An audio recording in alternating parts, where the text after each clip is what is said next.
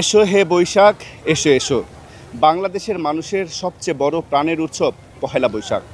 আর তাই তো রমনার এই পার্কে সকাল থেকেই ভিড় করছে হাজারো মানুষ। সবাই যেন রঙে মেতে উঠেছে। উৎসবের এই প্রাণচাঞ্চল আবেগ বলে দেয় নতুন বছরের নতুন আশার গল্প। রং, আনন্দ আর মিলনের এক অনন্য আয়োজন। রাজধানীর রমনা পার্ক যেন আজ পরিণত হয়েছিল এক প্রাণবন্ত উৎসবের মেলায়। সকাল থেকেই এখানে ভিড় জমায় হাজারো মানুষ। ধর্ম, বর্ণের সব ভেদাভেদ ভুলে বিভিন্ন শ্রেণীর পেশার মানুষ মেতে ওঠেন এক সার্বজনীন আনন্দে। শিশুরা এসেছে বাবা মায়ের হাত ধরে, তাদের চোখে মুখে উচ্ছ্বাস আর কৌতূহলের ঝিলিক। তরুণীরা সেজেছে নানান রঙে, কেউ গালে এঁকেছে আলপনা, কেউ বা রঙিন পোশাকে ফুটিয়ে তুলেছে বাঙালিয়ানার সৌন্দর্য। ছেলেরাও ছিল না পিছিয়ে, বাহারি সাজে তারাও যোগ দিয়েছে উৎসবের রঙে।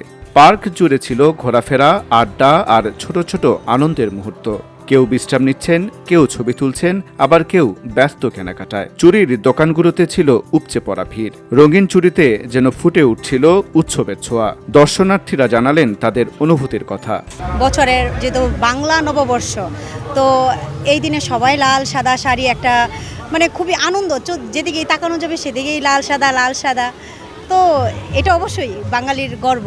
আমরা বাঙালি জাতি, বাঙালি রাষ্ট্রীয় সবচেয়ে বড় উৎসব পহেলা বৈশাখ উপলক্ষে আমরা ফ্যামিলির সবাই আসছি। আমাদের সকালে আসছি আমরা, যাতে আমরা আনন্দটা সকাল থেকে আমরা উপভোগ করতে পারি। অনুভূতি বরাবরের মতো অনেক ভালো, তবে এবার একটু বেশি ভালো, কারণ আমি আমার পরিবার এবং আমার বান্ধবীদের সাথে আসছি, এজন্য খুব ভালো লাগছে। সবচেয়ে ভালো অনুভূতি এই তো সবাইকে নিয়ে আসছি, খুব ভালো লাগছে।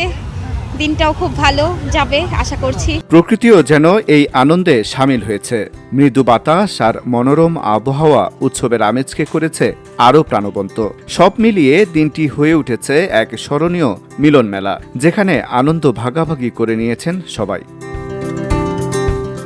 বৈশাখ মানে আনন্দ, বৈশাখ মানে উৎসব, বৈশাখ মানে সামনে এগিয়ে যাওয়া।